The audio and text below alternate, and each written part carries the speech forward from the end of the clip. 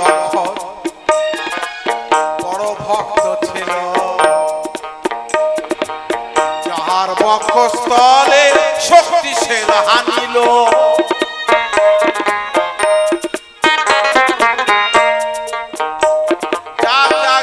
দুটো কথা না বললে নয়।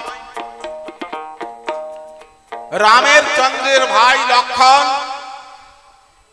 প্রভু রামচন্দ্রের এত ভক্ত ছিল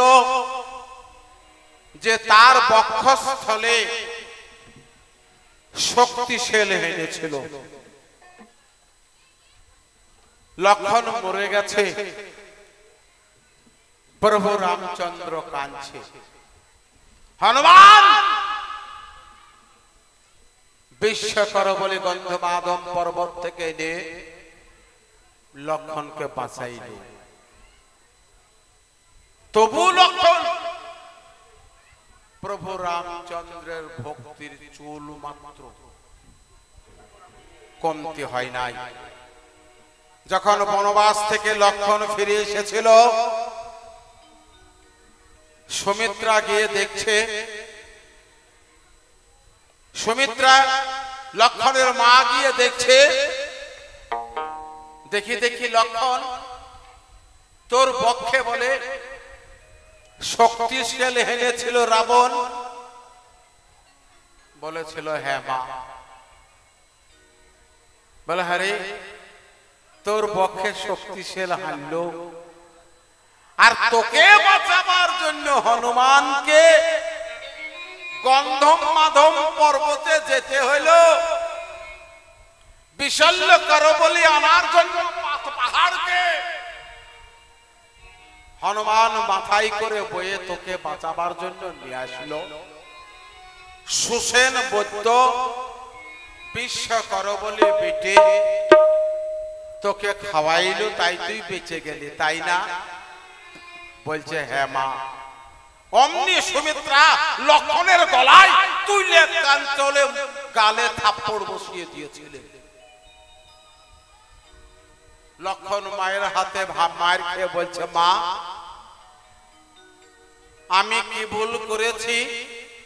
বলছে হ্যাঁ রে, তুই কি জানিস না তোর দাদা পূর্ণ ব্রহ্ম স্বয়ং ভগবান শ্রীহরি বিষ্ণু? বলে হ্যাঁ মা জানি। ওরে প্রভু রামচন্দ্রের চরণ ধুলা দিয়ে ওই আঘাতে লাগায় জায়গায় যদি তুই গুলিয়ে দিতিস, তাহলে হনুমানকে কষ্ট করে আর ওই গন্ধমাদম পর্বত মাথায় করে আনতে হতো না। নিশ্চয় তোর কোন ভক্তির ত্রুটি হয়েছিল। লক্ষণ বলল মা আমি বুঝতে পারি নাই। হনুমানকে সামনে দাঁড়িয়ে মা অঞ্জনা হনুমানকে বলছে হনুমান, মহালক্ষ্মী সীতাকে উদ্ধার করার জন্য লঙ্কায় সাগর পার হওয়ার লাগি নল নীলকে দিয়ে পাথর দিয়ে গাছ পাথর দিয়ে সেতু বন্ধন করিয়েছিল, তাই না রে? বলে হ্যাঁ মা, আমি বড় বড় পাথর নিয়ে এসে বয়ে নিয়ে এসে সমুদ্রের মধ্যে রাম নাম লিখে পাঠিয়ে দিয়েছি, জলে ভাসিয়ে দিয়েছি। তারপরে সেতু বন্ধন হয়েছে। 18 দিন সেতু বন্ধন পার হয়ে গেছে করতে আমাদের। আর অঞ্জনা হনুমানের গলায় তুলে এক কাঞ্চল এক থাপ্পড় বসিয়ে দিয়েছে। হনুমান বললে কি মা, তুমি আমার গালে থাপ্পড় মারলে কেন? বলছে তুই কি ভুলে গেছিস যে আমি পবন পুত্র হনুমান? বলে না তো মা। আরে তোর দেহটা তুই ইচ্ছা করলে লক্ষ যোজন বাড়াইতে পারিস। তুই যদি দেহটা লক্ষ যোজন বাড়িয়ে সমুদ্রের জলের উপরে শুয়ে পড়তিস এ পার পার হয়ে, আরে তোর উপর দিয়ে সবাই যেত রে, তুই তো ব্রিজ হয়ে যেতিস। বেকার 18টা দিন তুই সময় নষ্ট করলি, এটাই তোর অপরাধ। হনুমান বলছে মামার চরম ভুল হয়ে গেছে। এইবার এসো, তুমি বলেছ রামচন্দ্র তিনি যাহা কিছু করেছেন নিজের জন্য, ভক্তের জন্য করে নাই। তুমি জানো না সীতা দেবী যখন লঙ্কায় ছিল, রামচন্দ্র সাগর ওপারে পারি হয়ে তাবু গেড়ে সেখানে লক্ষণকে নিয়ে থাকবে, চারিদিকে হনুমান পাহারা, লক্ষণ দরজায় পাহারা, রামচন্দ্রের সেবা করে রামচন্দ্রকে ঘুম পাড়িয়ে দিয়ে লক্ষণ দরজায় পাহারা হয়ে আছে। হঠাৎ লক্ষণ ঘরে দেখছে প্রভু রামচন্দ্র নাই। লক্ষণ বলে দাদা গেল কোথায়? কাউকে কোনো কথা না বলে অমনি তীরধনু হাতে নিয়ে লক্ষণ ছুটতে লাগলো। গভীর জঙ্গলের মধ্যে দাদাকে খুঁজতে খুঁজতে গিয়ে দেখছে একটা রাস মঞ্চ। তখনও সীতা দেবী অশোক কাননে বন্দী। এই রাসমঞ্চে স্বয়ং রামচন্দ্র, লঙ্কাপতি রাবণ আর রাবণ ঘরণী মন্দোদরী তিনজন মিলে রাসলীলা হচ্ছে। লক্ষণ অবাক হয়ে তাকিয়ে ভাবছে আমার মা আমার বৌদিকে যে রাক্ষস দুর্মতি দুর্ধর্ষ রাবণ চুরি করে নিয়ে গেছে, যাকে পদ নিধন করার জন্য আমরা সাগর পাড়ি দিয়ে লঙ্কায় পৌঁছাইলাম, আর আমার দাদা সেই শত্রুর সঙ্গে রাসমঞ্চে লীলা করছে। এখনো পর্যন্ত আমার মা রয়ে গেছে অশোক কাননে। সকাল সন্ধ্যা চেড়ি দিয়ে মায়ের চাপকে পিঠে ছাল তুলে দেওয়া হয়। মায়ের চোখের জলে মায়ার নদী বয়ে যায়। একদিন মন্দোদরী রাবণকে বললেন মহারাজ আপনি একজন রাজা, জ্ঞানী, বুদ্ধিমান, অথচ আপনি জানেন রাজা দশরথের পুত্রবধূ রাম ঘরণী সীতা দেবী, তাকে আপনি চুরি করে নিয়ে এসে অশোক কানন রেখেছেন। আপনি বলেন সে নাকি স্বর্গের মহালক্ষ্মী, তাহলে তাকে চাপকে পিঠে ছাল তুলে দিয়ে তার চোখ দিয়ে জল ঝরান কেন? রাবণ হাসতে হাসতে বললেন মন্দোদরী আমি আজকে বুঝলাম সত্যিই মেয়ে মানুষের বুদ্ধি একটু কম হয়। মন্দোদরী বললেন কেন? বলে তুমি কি সত্যিই জেনেছো এই মহিলাটাকে, যাকে সকাল সন্ধ্যে চাপকে পিঠে ছাল তুলে দেওয়া হয় চিড়িদেরকে দিয়ে, যার চোখের জলে মায়ার নদী বয়ে যায়, তুমি কি কখনো জেনেছো এই মেয়েটাকে? বলছে না প্রভু আমি জানি রাম ঘরণী সীতা দেবী। বলছে না, রাম ঘরণী সীতা দেবীটা বাহ্যিক রূপ, ওটা হচ্ছে স্বয়ং স্বর্গের মহালক্ষ্মী। তোকে তুমি যাকে রাম বলে জানো সে স্বয়ং বিষ্ণু লোক থেকে এসেছে, শ্রীহরি বিষ্ণু। তিনি চার অংশে রাম রূপে অবতার হয়ে অবতীর্ণ হয়েছে। বলে তাহাই যদি সত্য হয় তাহলে তুমি কেন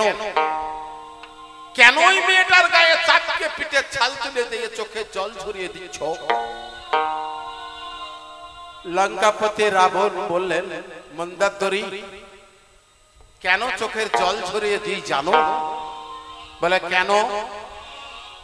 বলছে 5 কোটি 10 লক্ষ 61 বছরে পৃথিবীতে আমি রাজত্ব করছি। 5 লক্ষ 10 কোটি 61 বছরে পৃথিবী আমি রাজত্ব করছি। আমি নিজে এবং আমার রাক্ষস কুলকে মুক্তি দেবার জন্য, মুক্ত করার লাগি আমি স্বর্গের মহালক্ষ্মীকে চুরি করে এনে আমার ঘরে বন্দি করে রেখেছি। তবে জানো, মায়ের যখন চাপকে পিঠে ছাল তুলে দিবে, মায়ের যখন নয়ন গড়িয়ে জল ঝরে পড়ে, আমিও তখন কাঁদি। যত লক্ষ্মীর চোখ দিয়ে অশ্রু বাড়ি ঝরে পড়বে, তত শীঘ্রই আমার ভগবান শ্রীহরি রামচন্দ্র তত ছুটে আসবে। তিনি যখনই ছুটে আসবে, আর ততই আমি আমার 1 লক্ষ পুত্র 100 লক্ষ নতি সকলকে আগে আগিয়ে দেব। অবশেষে আমি নিজে গিয়ে বীরের মতো যুদ্ধ করে প্রাণ দেব। তবেই তো আমরা বৈকুণ্ঠ ধামে পৌঁছাইব। নিজের মুক্তির লাগি আমি মহালক্ষ্মী দ্বারে বেঁধে রেখেছি। তুমি জানো যে লক্ষ্মীকে পাবার জন্য অনন্তকাল মানুষ সাধনা করে। আমি আমার পৌরুষত্ব, আমি আমার দম্ভ, আমি আমার ভক্তির দ্বারাই লক্ষ্মীকে আমি লঙ্কায় বন্দী করে রেখেছি। যাকে উদ্ধার করার লাগে ভগবান শ্রীহরি রামচন্দ্র হনুমান সঙ্গ লঙ্কায় উপস্থিত আমার দরজায়। আমি 1 লক্ষ পুত্র 100 লক্ষ নাতি সকলকে পাঠিয়ে দেব। জানো, জম আমাদেরকে হাতে পাবে না, আমরা সরাসরি বৈকুণ্ঠ ধামে পৌঁছাইব। মায়ের যখন তুই নয়ন গড়িয়ে জল জল অশ্রু বাড়ি ঝরে পড়ে, আমি তখন চিৎকার করতে পারি না। আমি অন্তরের মধ্যে হাহাকার করে কেঁদে ফেলি আর বারবার বলি, মা গো, তুমি আমাকে ক্ষমা করে দিও। আমি শুধু মুক্তির লাগি এহেন প্রতিজ্ঞায় আমি আবদ্ধ আছি। তুমি জায়গাটা বুঝতে পারো নাই। হনুমান সাগর লাফ দিয়ে পার হয়েছিল। তুমি বললা কয়টা? 70টা না 72 যুগ না, কোটি কোটি বার এই পৃথিবী সৃষ্টি হয়েছে আর ধ্বংস হয়েছে। তার নজির আমি তোমাকে দেখিয়ে দেব। যে কথা পাতালের মধ্যে হনুমান স্বয়ং সীতা দেবী বলেছিল, রে সত্য তেতা দাফর বলি 4 যুগ সম্বন্ধে একটা প্রজন্ম। এরকম প্রজন্ম হাজার হাজার লক্ষ লক্ষ বার সৃষ্টি হয়েছে আর ধ্বংস হয়েছে। আর প্রতি প্রজন্মে লঙ্কাপতি রাবণ আমাকে চুরি করে নিয়ে গেছে। বলল, মা তোমার কত দুঃখ। বলছে, না রে, তুই আমার কষ্ট বুঝবি না। আমি কে তুই জানিস না। আমি আত্মা সূক্ষ্ম প্রকৃতি, আমি ব্রহ্ম, আমি ব্রহ্মাণী, আমি রুদ্র, আমি রুদ্রাণী, আমি শিব, আমি পার্বতী, আমি সীতা, আমি রাম, আমি রাবণ, আমি মন্দোদরী, আমি হনুমান। আমি সীতা হয়ে রাবণ হয়ে আমাকে চুরি করে এনেছে, আবার আমি হনুমান হয়ে আমার অনুসন্ধান করতে এসেছি। আমি রামচন্দ্র হয়ে ধনুর মধ্যে গোড়াগড়ে করে কাঁদছি। আমি আত্মা সূক্ষ্ম প্রকৃতি, আমি ব্রহ্ম, আমি ব্রহ্মাণী, আমি রুদ্র, আমি রুদ্রাণী, আমি লক্ষ্মী, আমি নারায়ণ, আমি বিষ্ণু, আমি শ্রীহরি, আমি রাধা, আমি কৃষ্ণ, আমি আমাত্ম সত্তা এই বিশ্ব ব্রহ্মাণ্ডে আমি প্রচার রেখেছি। জয় গুরু। আর একটা গান গাইব। একখানা গান শিখেছি আমরা 46 বছর জীবনে, একটা গান শিখেছি, সেই গানটা গাইব।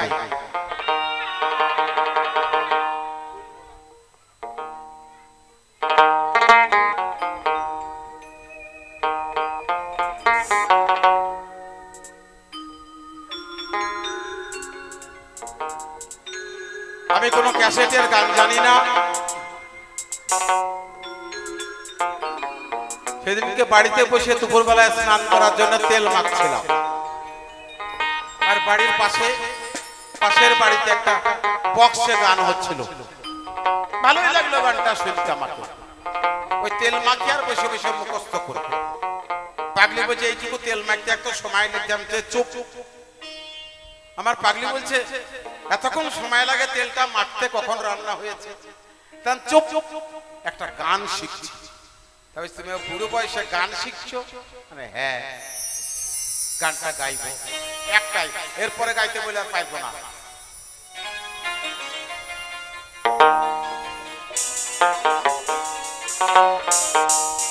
আমি ভুলবো না গো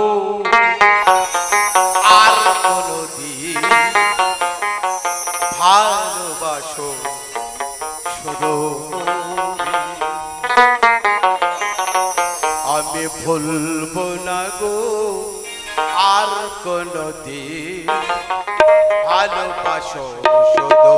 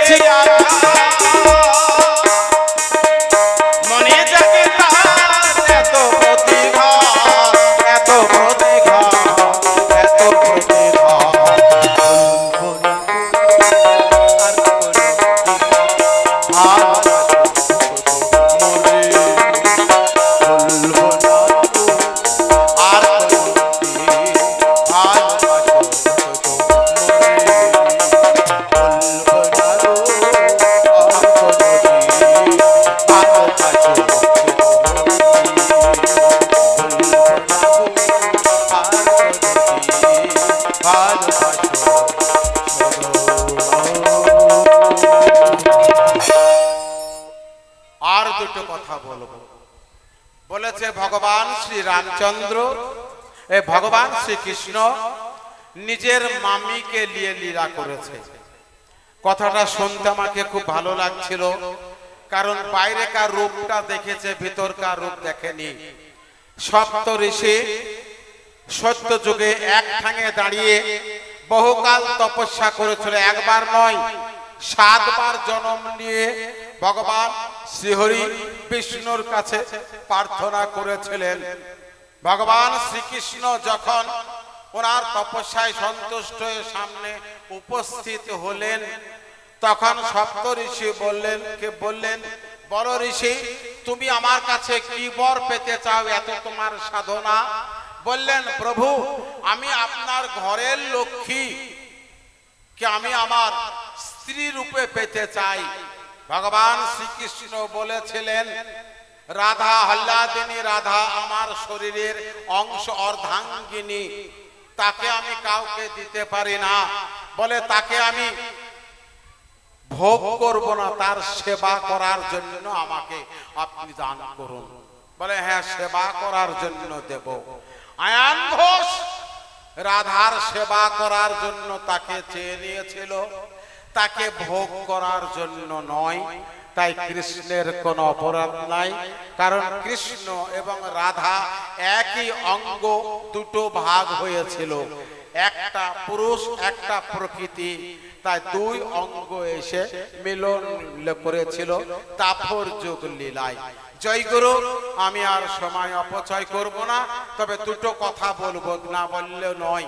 সময় আমাদের প্রায় শেষের দিকে। এখানকার কিছু ভক্ত মণ্ডলী সমী বৃক্ষ দর্শন করে এসেছেন। আমি দেখতে গেছিলাম, এসে দেখলাম এখানে সমী বৃক্ষ আছে, যাহা দাপর যুগ লীলায় পঞ্চ পাণ্ডব যখনকে পাশা খেলায় হেরে গিয়ে তাহারা 12 বৎসর বনবাস আর 1 মাস অজ্ঞাতবাস, 1 বছর অজ্ঞাতবাস, এটা প্রতিশ্রুতি দিয়ে জঙ্গলে তারা চলে এসেছিলেন, বনবাস থাকার দায়িত্ব পালন করেছিলেন। এবং 12 বছর যখন তারা ওই জঙ্গলের মধ্যে ঘুরে বেড়াচ্ছিলেন, তখন বনবাস ছিল।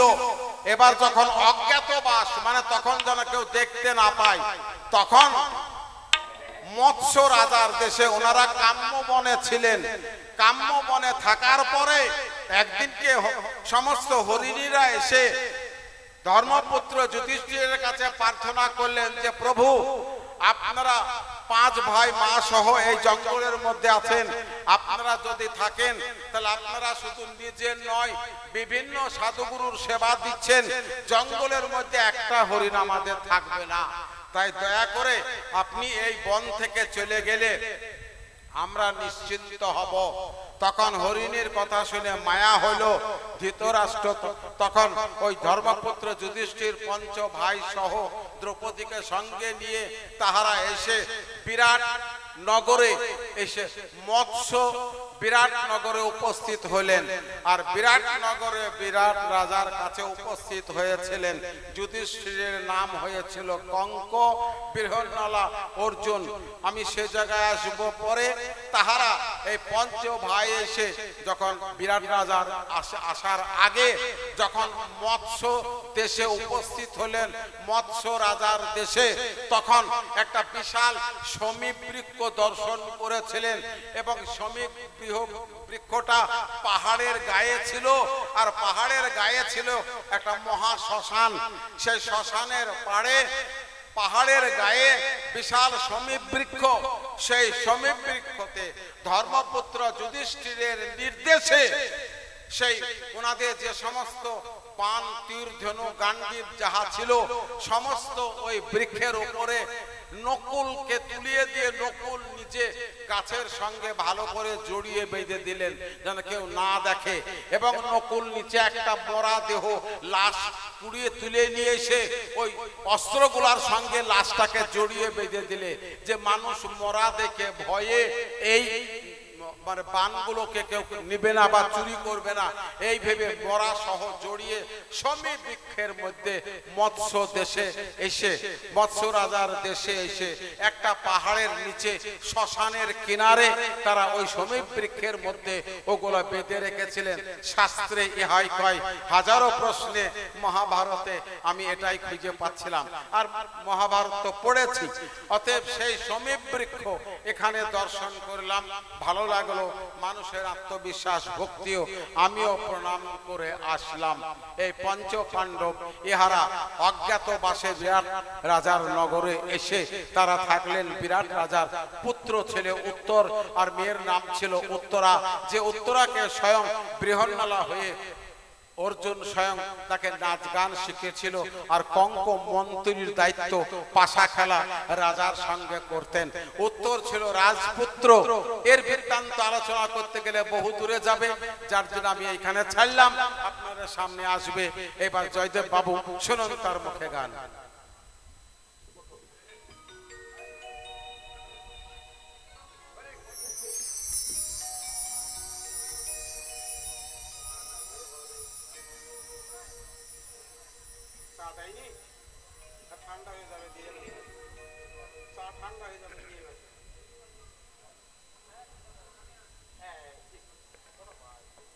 হ্যালো হ্যালো চেক হ্যালো জয়গুরু।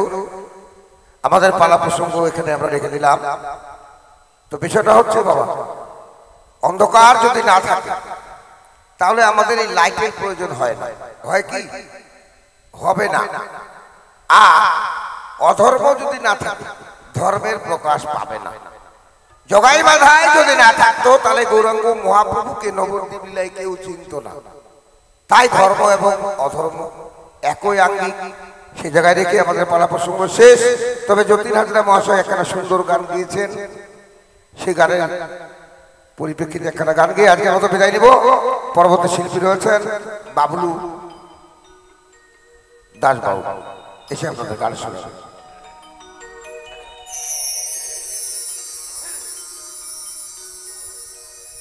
তুমি যে আমার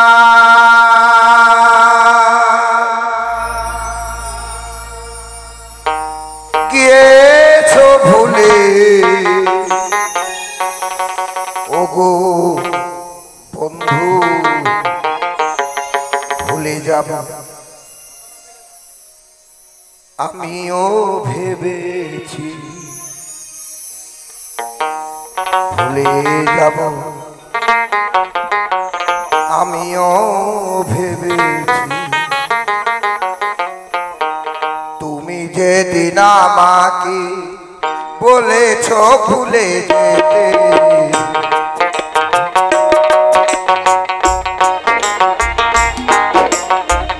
তুমি যেদিন আমাকে বলেছ ভুলে যেতে, কত না চোখের জলে ভেসেছি, ভুলে যাব আমিও ভেবেছি, বন্ধু ভুলে যাব আমিও ভেবেছি।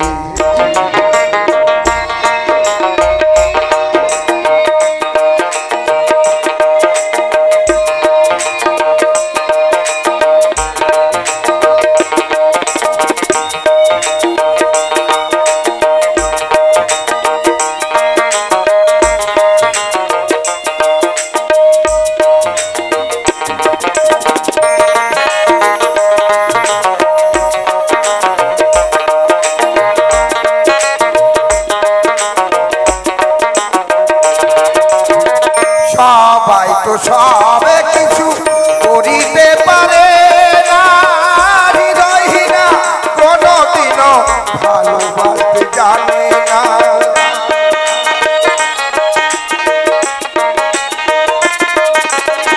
সবাই তো সবে কিছু করিতে পারে না, হৃদয়হীনা কোনদিনও ভালোবাসতে জানে না।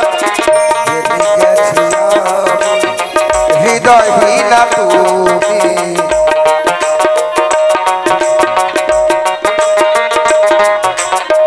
জেনে গেছি আমি, হৃদয়হীনা তুমি নিজেকে নিজেই মেরে ফেলেছি, ভুলে যাব আমিও ভেবেছি, বন্ধু ভুলে যাব আমিও ভেবেছি।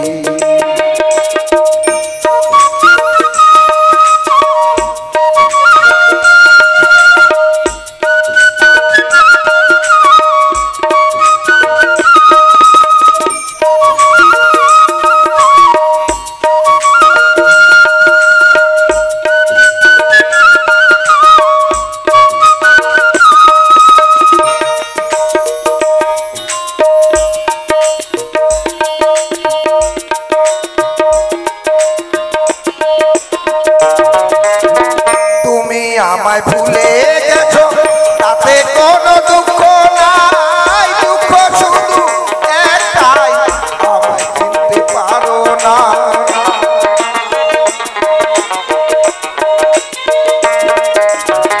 তুমি আমায় ভুলে গেছো তাতে কোনো দুঃখ নাই, দুঃখ শুধু একটাই আমায় চিনতে পারো না। যদি তুমি সুখ পাও যত খুশি ব্যথা দাও,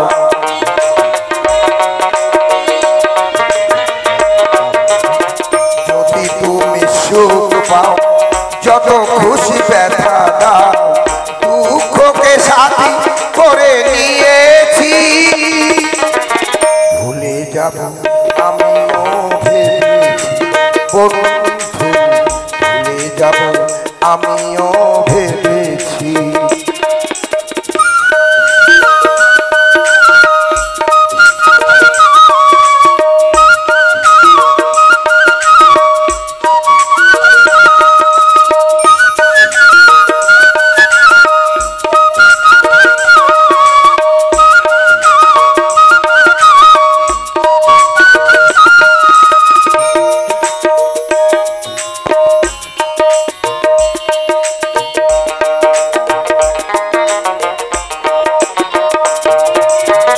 কালির লেখা মুছতে গেলে ছেড়ে শুধু খাতা, ভালোবাসা ভুলতে গেলে হৃদয় লাগে ব্যথা।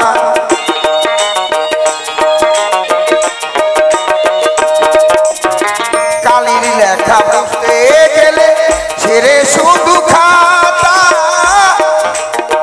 ভালোবাসা ভুলতে গেলে হৃদয় লাগে ব্যথা। বলে কাজল দাও তোমায় নিয়ে এই গান,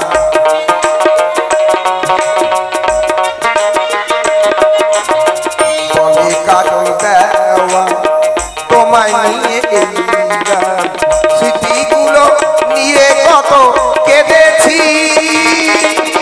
ভুলে যাব আমিও ভেবেছি বন্ধু, ভুলে যাব আমিও ভেবেছি বন্ধু, ভুলে যাব আমিও ভেবেছি বন্ধু, ভুলে যাব ভুলে যাব ভুলে যাব আমিও